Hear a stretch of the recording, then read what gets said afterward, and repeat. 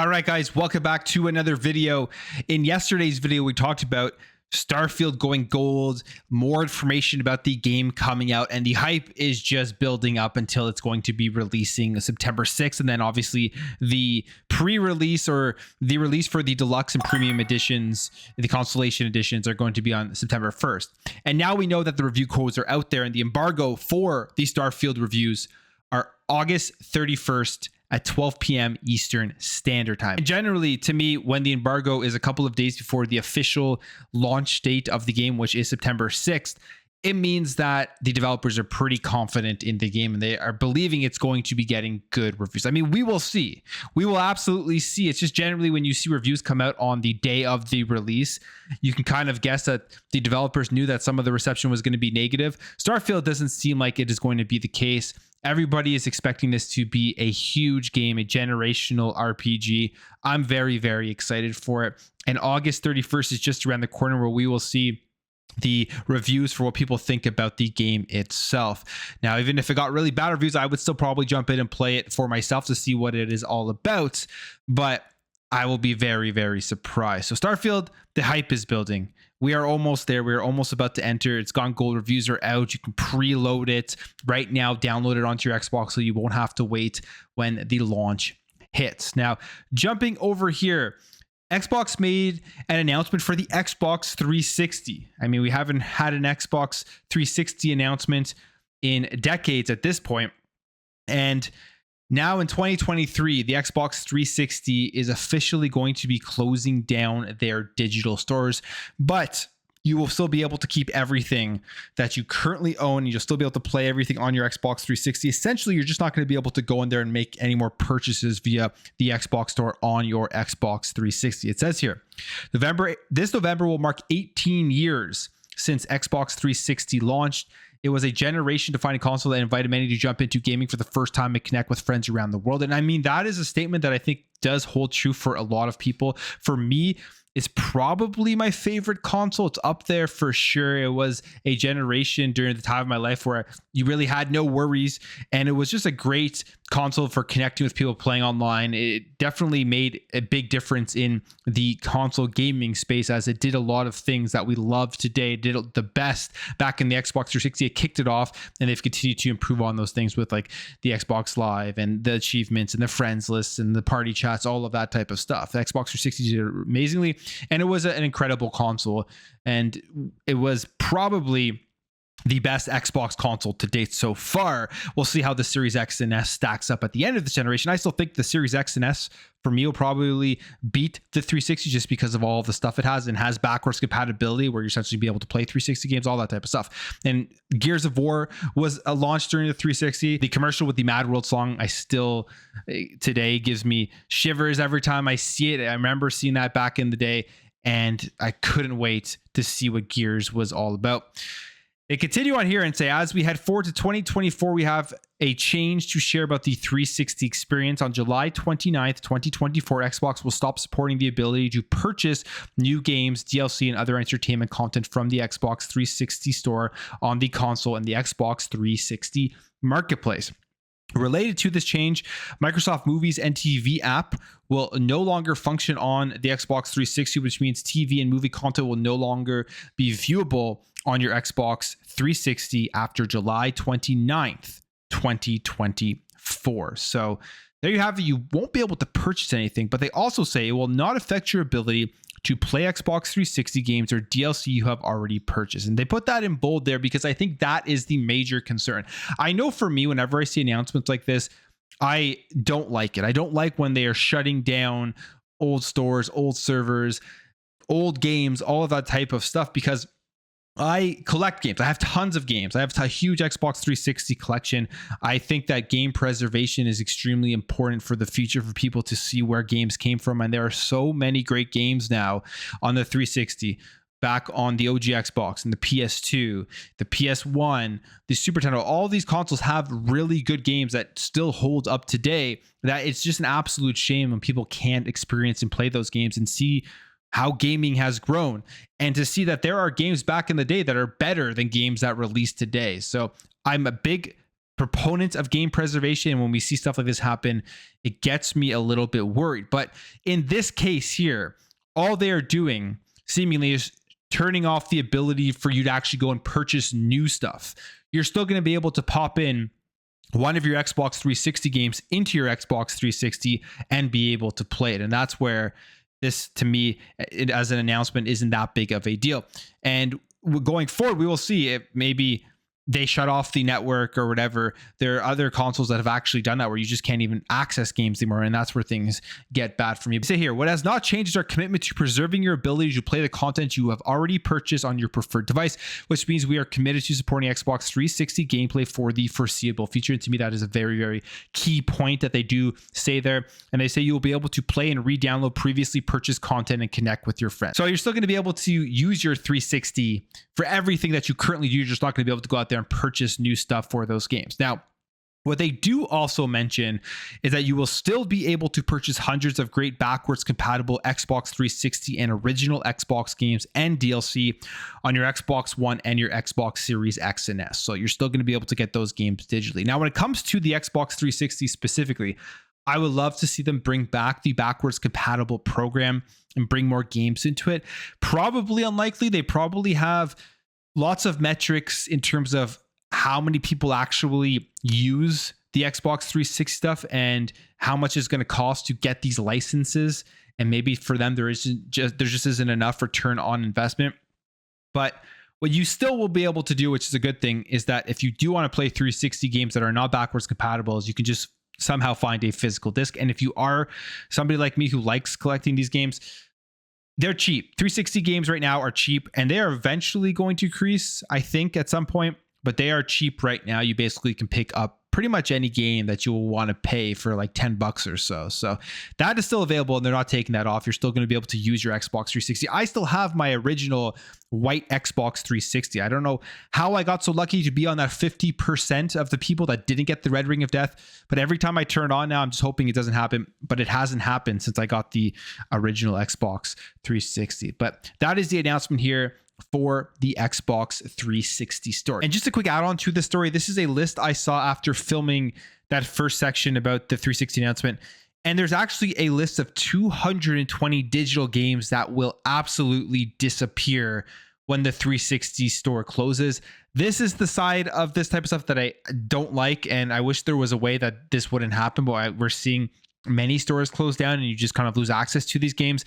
But at least here with the 360 store closing down, you have until July 29th, 2024. So essentially 1 year to make sure that you go and purchase all of those 360 games that are going to disappear that you want to play and collect the achievements for. Because like they say, even after the store closes, you will still be able to download and play those games you've purchased. So just make sure to go check out this list and buy the ones you want to buy and that you're going to eventually want to play before July 29th, 2024. Now let's jump over here. As we know, handheld PCs, they are continuing to come out. There are more and more companies making them. The Steam Deck really showed that the market is there for handheld PCs. People want them with how fast those sold out. Then you had the Asus ROG Ally, which did extremely well too at launch. And with the ROG Ally, what they did was they integrated Game Pass into it, and I think we will see more of that going forward. Then we have seen this, the Lenovo Legion Go that previously we saw was going to be announced and coming out. We now actually have the leaks of how this device is going to look. And I think this one is really cool. To me, this is probably the coolest one so far that we have seen in terms of the handheld PCs between the Steam Deck and the Asus ROG Ally. And it is because it essentially has some features like the Nintendo Switch, which is the detachable controllers. So this, it says here, last week, we exclusively revealed the Lenovo Legion Go. Although we didn't have a great idea how the device looked, our sources indicated to us that it would be Windows-based, giving it the full breadth of the ecosystem, including Steam, PC Game Pass, Battle.net, and beyond. Now, thanks to a new report, we have a better idea of how this thing looks. And here is the gallery of the device itself. It is that Nintendo Switch design, tablet in the middle with the attachable controls on the side. And you can see the controls right there. They come off, and there's also, looks like there's like a scroll wheel here, which is pretty cool for, I guess, to operate as a mouse if you're just using that on the side with your tablet on the table or something like that. Specifically, it says they are borrowing from the Nintendo Switch. Obviously, I mean, I think that a lot of these tablets or these handheld PCs in Ford will have controllers like this. They will all borrow that design from the Switch, which I think was an awesome design. I still like it. And it says that the Lenovo Legion Go sports fully detachable controllers, or nunchucks, as they've come known to be. The controllers are flush with various inputs, but perhaps most notable is the inclusion of a mini trackpad. Yeah, and you can see the trackpad there on the actual right controller. I was about to say Joy-Con. On the right controller for the Legion Lenovo Go. It says, a feature that I feel these devices desperately need in the world where Windows 11 simply is horrible to use with touch. And that is absolutely true. It is not fun to use with touch. I do have Windows on my Steam Deck and it just doesn't work very good with touch, but there is the trackpad on the Steam Deck, which makes the functionality a lot better. The Asus ROG Ally, on the other hand, doesn't have the trackpad, which I think would be cumbersome to use when you're using Windows. It looks definitely chunkier than the Ally as well. As you can see, this overall design, you can see the tablet kind of looks skinny compared to what we have with the other devices out there. Even from the top there, it has that literally exact same stand as the Nintendo Switch OLED, which is another funny thing. They definitely based a lot of their design off of the current Nintendo Switch OLED design, which is maybe something that could be an issue, but who knows? I don't think so. I don't think this is a design that is patented that nobody else could use. They obviously have enough difference in there to be able to get away with it. So there you have it. I mean, these are the leaked pictures. I like this one. If I was ever going to upgrade from my Steam Deck, I skipped out on the Asus ROG Ally. I just didn't think there was enough there for me to really want to trade in my Steam Deck and pick that up for the cost difference. This one, depending on what the specs come out as, I really do like this design. I really do like how there is those detachable controllers, and I like how it has the touchpad, and essentially looking like here it has that scroll wheel on the inside of the right controller. So there it is. We don't know a release date. We don't know the price. We don't really know anything else about it yet other than what it is going to look like, and that it is coming over here from Lenovo. Now let's jump over here. There's a bunch of other things I want to talk about, some smaller stuff. This one here, Imoortals of Aveum, is a game that is coming out soon, and I am very excited for this game. It is that first person magic combat style of game. It looks really cool. Go watch some trailers of it. I can't wait to get my hands on this one. And we have some information here about Imoortals of Aveum, which is pretty exciting. It says here that it is going to be using UE 5.1, and the consoles are going to be at 60 frames per second, and the PC specs are DLSS 3 FSR 2.2, which will be supported. And consoles are going to run the game at 60 with upscaling via FSR, running at 60 frames per second for your TV's maximum resolution, thanks to the upscaling magic of FSR 2, which is great to see, great to hear that they're actually using these tools and this technology to get these games to get that 60 frames per second on the consoles. And this is the one thing that I think, as we talk about the consoles right now, are they already at their peak? Are we going to be getting a lot more 30 frames per second games? We potentially will, but I do believe if developers actually utilize all of the tools available that are within specifically the Xbox Series X, there are definitely ways that we are going to be able to keep 60 FPS with some great looking games, some techniques that need to be used. Obviously, it'll take more development and resources and things like that. But right now, from what it seems like, Imoortals of Aveum is demonstrating that this is possible. So happy to see that. We also got some tons of news about Call of Duty Modern Warfare 3. They did the official announcement. We got some campaign news, some multiplayer news, and some zombie news. So this game is going to be coming out on November 11th. There is going to be a beta. The release and everything is the exact same as they have done over the last couple of years for Call of Duty. But here's what we know. For the campaign, this part's pretty exciting. I like the campaigns for Call of Duty, especially now as I'm playing more of the campaigns in COD over the multiplayer. But for the campaigns, they're saying here that it is cinematic Call of Duty campaign missions plus open combat missions that provide more player choice. And they did an interview and he talked about this, and basically he's not calling it side missions within the campaigns. There's just different ways that you're going to be able to go about completing missions, whether you want to be fully stealth or you want to go with guns blazing, all that type of stuff. It's going to be less linear than what we know of for the Call of Duty campaigns. And I'm definitely all for that. It doesn't have to be huge, but just more choice. Maybe you want to take the left route or the right route, or just run right down the middle. Getting that ability to do that, I think, will be pretty cool. In terms of multiplayer, decent launch number of maps. So 16 launch maps from the original Modern Warfare 2 from 2009 have been fully modernized into the new engine, plus new modes and gameplay features available launch. That's very cool to see. I think a lot of people will be happy about that. 4 ground war maps, overall 12 all new core 6v6 maps coming post-launch during live seasons. There will be carry forward, which we've talked about, which I think this is the first time they've done this, for weapons and cosmetic content, including bundles. So for operators, and other rewards and unlocks will carry forward between Modern Warfare 2 and Modern Warfare 3. So that's great. That's awesome to see that they're actually allowing you to carry forward stuff, because you know how much money people spend on this.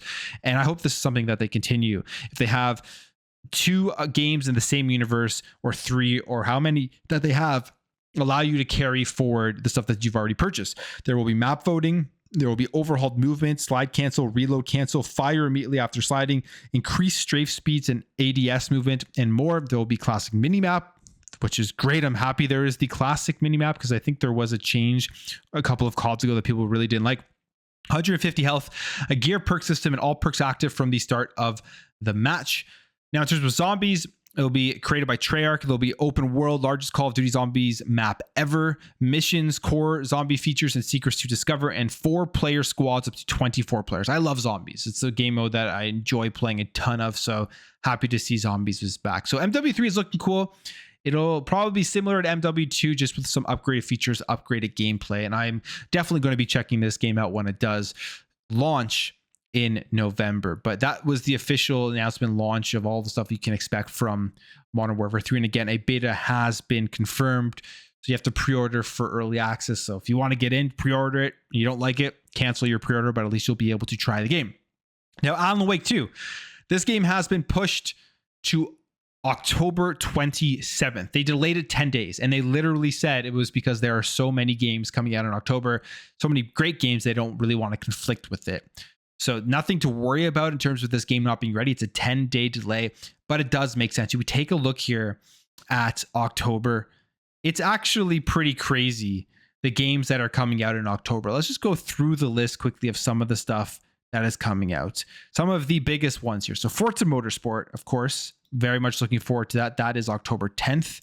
Got Lords of Fallen 3 days later on October 13th. You have Spider-Man 2 on October 20th. You have Super Mario Bros. Wonder also on October 20th. I'll be honest, I want to play both of those games. So the October 20th is going to be a big video game day. There's the Metal Gear Solid Master Collection Volume 1 coming out on October 24th. Alone in the Dark on October 25th. And then now we have Alan Wake 2 on October 27th. So those are some big ones. And I guess other big ones here for me, I mean, specifically a game that I'm very, very excited to play, I will be getting this right away, is Assassin's Creed Mirage. I can't wait to see what a new Assassin's Creed. I love the series, and then them going back to the old style, how that's all going to feel and play. And then, hey, Detective Pikachu Returns. I'm sure that's going to end up being a big game as well. So October is loaded. So it makes sense they moved from October 10th down to October 27th. Quickly jumping over here, there is a leak here for a new Walking Dead game called Walking Dead Destinies. It's a third-person action adventure game that gives an alternate history from seasons 1 to 4 of the show, coming to Xbox One, XS, PS4, PS5, Switch, and Steam on November 14th, and it is going to be $50. This is a leak, so this hasn't officially been announced, but this is a leak game that is coming out.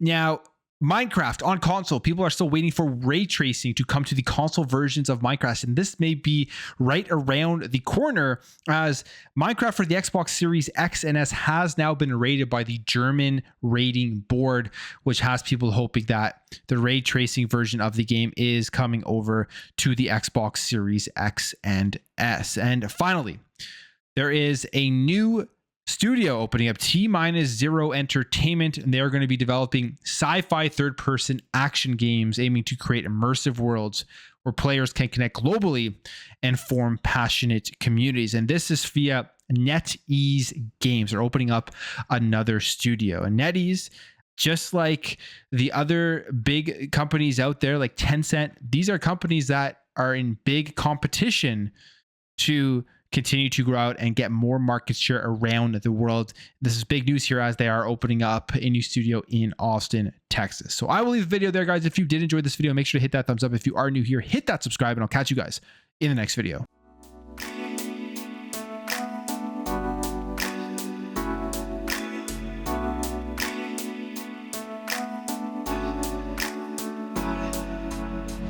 Bye.